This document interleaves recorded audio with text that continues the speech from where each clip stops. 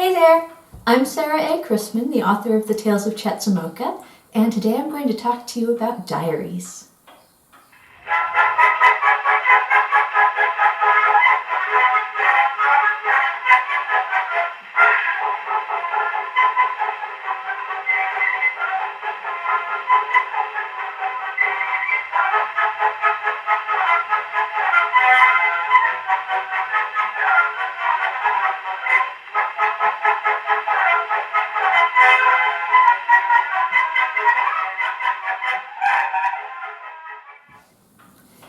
In A Rapping at the Door, Book 3 of the Tales of Chetzemoka, Jacob's diaries proved to be the key that helped McCoy unlock the mystery of the story. Felix comments that Jacob is one of the most diligent diarists he's ever met, and after reading a few of Jacob's diaries while Jacob's off on his honeymoon, a thoroughly disgusted Ken remarks that he had no idea his sister Addie could inspire the sort of mawkish poetry that Jacob's been writing about her. Now, Jacob's diaries get to take a front stage in A Rapping at the Door, but there are a lot more diaries behind the scenes of all the Tales of Chetzemoka.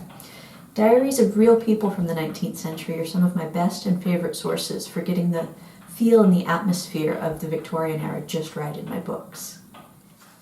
Handwritten diaries are really amazing, and they are out there if you look hard enough. I have a couple that I found on eBay, and there is something absolutely magical about holding the very diary that a real Victorian woman wrote in every day and seeing her private thoughts. This one in particular has been really helpful in writing Nurse McCoy's character. The woman who wrote it was very hardworking and methodical, and she kept really detailed lists of, mostly these are lists of her chores that she did throughout the day. That's mostly what she wrote about in her diary. Nothing got past her, though. She loved strawberries, and she kept detailed lists of how many she was putting away for the winter. And when she visited a neighbor who didn't share her strawberries, there's a sort of grumbling remark of, so-and-so had lots of strawberries, and we didn't get any. Besides the diaries which good luck and a lot of hunting put into private hands, public archives often contain diaries as well.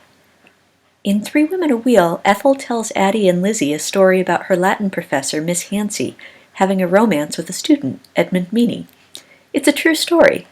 When I was a student at the University of Washington, I lived in a dormitory named after Miss Hansey, and I walked past Meany Hall every day.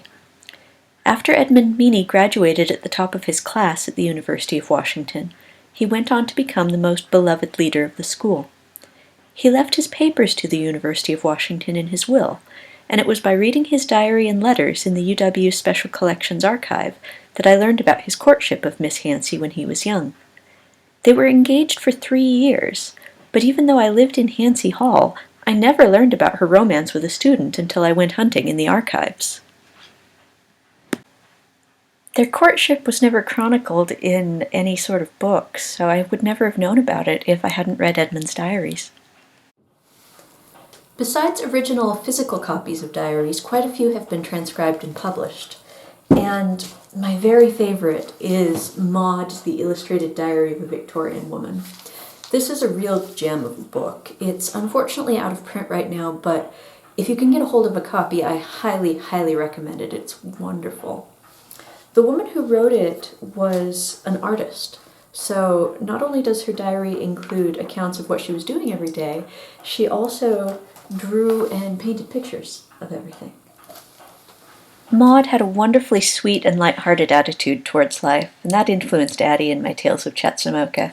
And Maud's taste for older men and a desire for a family were a big help when I wrote Lizzie.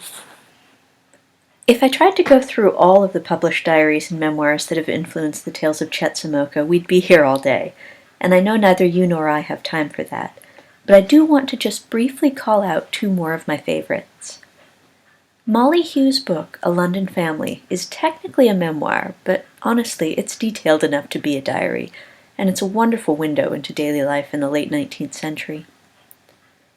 If Ever Two Were One, A Private Diary of a Love Eternal is absolutely a must-read for anyone with a shred of romantic sentiment in them, but I warn you right now, it will break your heart. It's the real diaries and letters chronicling an entire relationship, from the time the lovers met and courted, through their marriage, and then ending with their deaths. It's one of the most beautiful love stories I know, because it's real.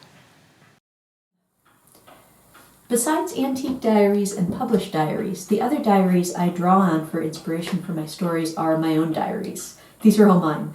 I've been keeping a diary since I learned to write. And this is my first one. There's something in here about we got a kitten. But besides reminding me of different anecdotes that can work into stories, they're also a wonderful resource for helping me remember the different perspectives that a girl and then a woman has as she ages. The character of Sophie in the Tales of Chetzemoka is basically myself as a girl, and I don't think I could have written her so well if I didn't have my diaries to look back on. When new writers ask me for advice about how to write, I always tell them that the first and foremost thing they should do is to keep a diary and to write in it every single day. Start with the date and the weather. Those are easy, and they'll always give you a starting point as well as setting the scene. Beyond that, if all you can think to write or all you have time to write is worked hard and I am tired, that's fine. Some days are like that, and you shouldn't beat yourself up over it. But if you really have the soul of a writer, once you get started describing your day, you won't stop, and you'll be surprised by how quickly you start to fill up the pages once you open those floodgates.